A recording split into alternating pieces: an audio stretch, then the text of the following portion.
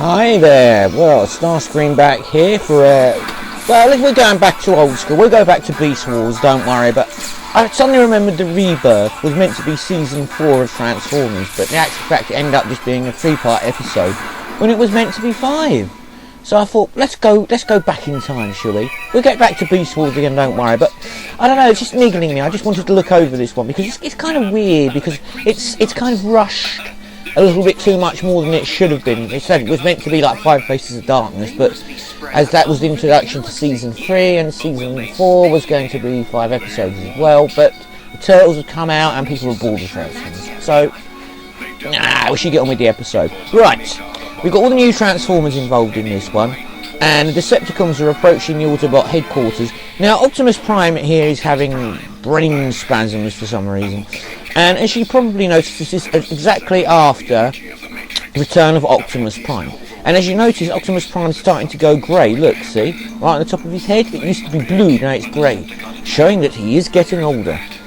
But anyway, he's having problems and he thinks something's going to happen big and he doesn't know what it is. And every Decepticon's approaching them and is going to attack them. So, well, at least it's an exciting start, isn't it? So let's crack on. Anyway, we have the introduction to new Transformers here. As you can see, I really didn't like those ones. They're just garbage anyway. Anyway, so the Decepticons are attacking. The Autobots scramble to defend themselves, but the Decepticons aren't necessarily there just because they want to attack the Autobots like they usually do. They're actually after a key to the plasma energy chamber.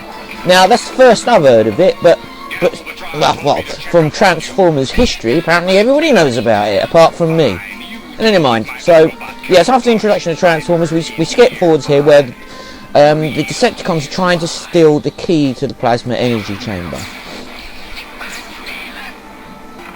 And as you can see, they do. There it is. They got the key. I don't know what it looks like, a walnut whip.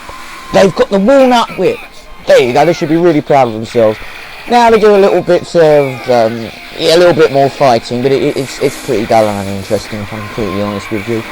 And then Scourge, or Scourge, whichever you want to call it, the key is ours! And then they just retreat again. Happy days! Just like the old days, eh guys? Perfect. Then Prime gets to what's happened. He suddenly realises what's happened. They've stolen the walnut whip, and the Decepticons are getting away with it. And yes, get every Autobot we can spare. Get them to the shuttle, we're going to Cybertron. And then we cut to that doesn't sound right. We cut to a race between Blair and Hot Rod for some reason. I guess it's meant to be training, but it's boring, so let's just skip ahead now. And I hate Daniel! Ugh! Yes, anyway, Hot Rod wins, as you all knew he was going to, because, yeah, and then Blair moans about it, and then they start this stupid discussion about that Autobots would function better with human partners in them, and he said, oh, well, that's a stupid idea, where would you put them anyway? Getting help from Daniel! Now you stupid idiot, why do you want a stupid human inside you anyway? We've been functioning fine for millions of years, and now you want to shove humans in us? You're a bloody idiot. Now, Optimus Prime informs Cybertron that they're on their way, and that Galvatron's stolen the key to the plasma energy chamber, which we have just seen, and he tells them to be prepared because there's all of the Decepticons coming, and they're coming in a bad mood.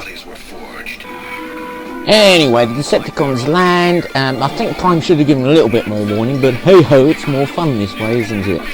And the Aerobots come in, and they have a little fight, and we see Six-Shot who we've not seen before, and it's basically a distraction, so Scourge can go and do what he's got to do, and which is to go down to the plasma energy chamber with the walnut whip and open it.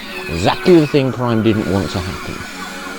In the meantime, the Autobots know that what Scourge is doing. They've seen him go down there, so they think, right, we got to make a break for it. Let's get in the ship, let's get down to the plasma energy chamber and try and stop him from doing what he wants to do with the walnut whip. Anyway, the Autobots get there and they see that Scourge, or Scourge, whatever you want to call him, is ignited and placed in the walnut whip, or into the plasma energy chamber, and it overloads him. Now, an interesting thing to note is it only affects robots. It doesn't affect humans. So Cerebro says he tries to get it out, and he does in the end. But he realises the fact is that it doesn't attack organic, only attacks mechanical beings. So they get out, but it hits the ship and it launches them off. So they're out of control, heading in a destination they have no idea where they're going. And this starts the story. Yes, and it gets better from here. So at this point the Autobots realise they can't actually gain control of their ship anymore. They've basically lost control. And apparently they're getting a million miles further from Cybertron every minute or second or something along those lines. Now Galvatron finds Scourge or Scourge. Sorry, I just have to keep pointing out because I never quite made up my mind what his name actually is. And Galvatron's really pissed off because he allowed the Autobots to escape. So he blames Scourge for it. But Cyclone says, no, there's no point, blasting him out. I think we can bring him back. Maybe he can talk and tell us what happened. And he does. The Autobots beat me. So he let the Autobots beat you, eh? Let nobody beat me. So Galvatron gives him commands that he is to seek out the Autobots wherever the hell they've gone, get them. He's going to send the rest of the Decepticons with him, and he will find the key and he'll bring it back ASAP. Anyway, in the meantime, the Autobots said that the retro rockets have finally burned out. Well, maybe we can actually steer this thing. The dialogue in this is atrocious. So they find themselves heading towards the planet. So they think, the best possibility is a crash landing. So yes, they start their descent, and Hardhead thought it'd just make out with Blur, just because it's always something he wanted to do. And they said they hit a hope so. I never understood this thing with RC and Daniel, but yes, they crash on this planet for reasons of the episode. I don't know why they're playing this theatrical music. They've already landed and then the ship just blows up. I have no idea why. So now they're stuck on the planet. They start wandering around trying to work out where they are and what they're going to do. And these little guys watching them called the Nebulons. They look like something out of, like the green babe out of Star Trek.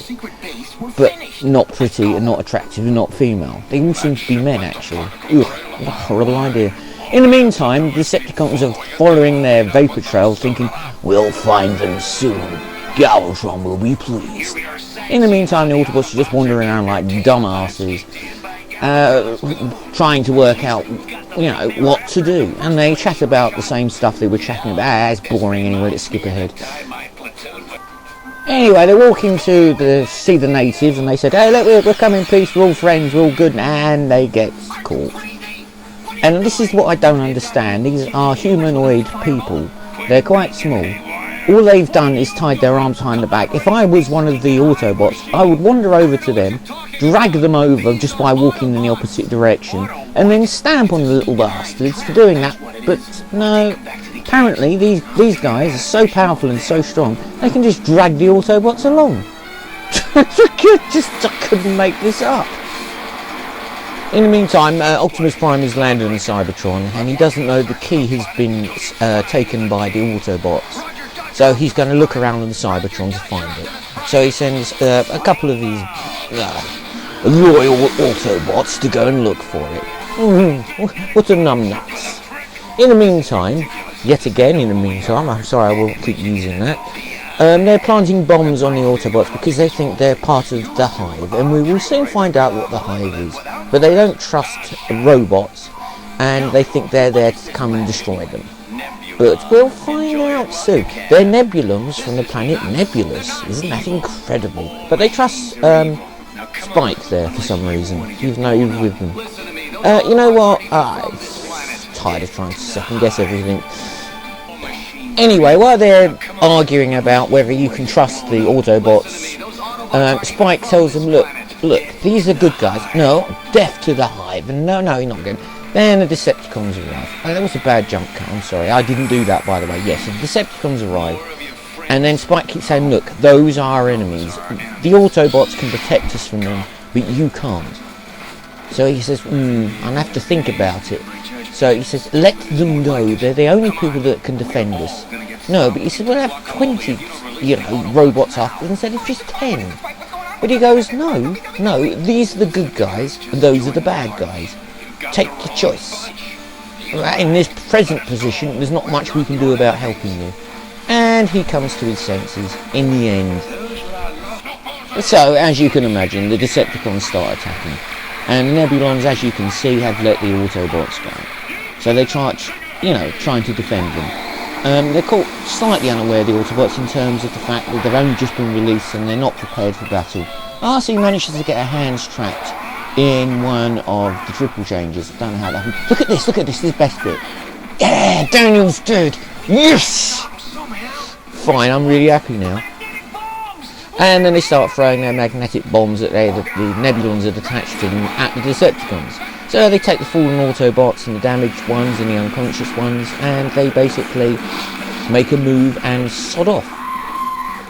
And then the rest of the soon-to-be headmasters, yes, I know they're not yet, but we'll find out later, want to go after them. In the meantime, we're all hoping that Daniel's dead, but I've got some bad news for you later. It's just not going to happen. It's just, it was so close, so bloody close.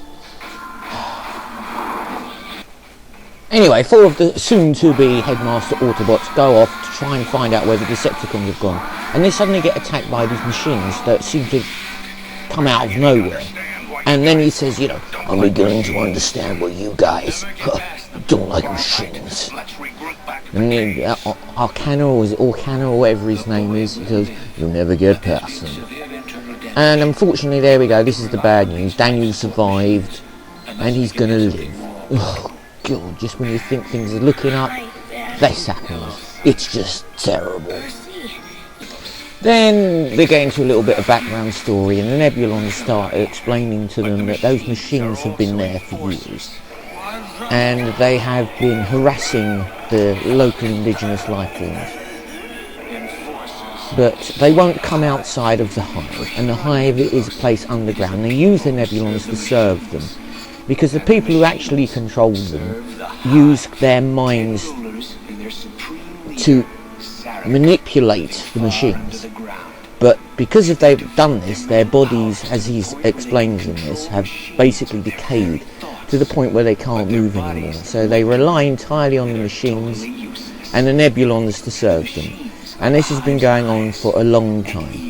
But the Nebulons have learnt how to dodge and work out where the machines are coming and where to go and not to go. So he's trying to explain to the Autobots that, you really need us. If you want to try and get past the blockade of these robots, you're going to need our intellect and our experience. But unfortunately, we're too small to take them on, so we need your size, your strength, and your power, which I'm quoting out of the episode, to get across. Now we come to the crux of the episode. This is where they start discussing what was talked about earlier, about having human partners inside of them. I think it's the most ridiculous idea ever in my entire life. But they're all happy to remove their heads, have these weird little creatures that they've known for a couple of hours shoved inside them to control them. Cerebros is the clever one here, because he says, no, I'm not interested, I'm having nothing to do with it, and I don't like fighting anyway, because I'm a pacifist now. And whether he was pacifist before or after, I have no idea.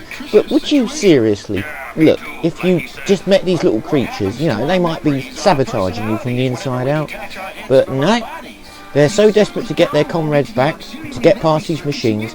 They could have just had them on an audio talk, and they could have just talked to them saying, right, we're approaching this, could you help us, their strategy and where they come from, but nope, they're all happy to remove their heads and become headmasters. Oh, numbnuts. There you go, that's the end of episode 1. We will be going on to episode 2 shortly. I hope you've enjoyed this.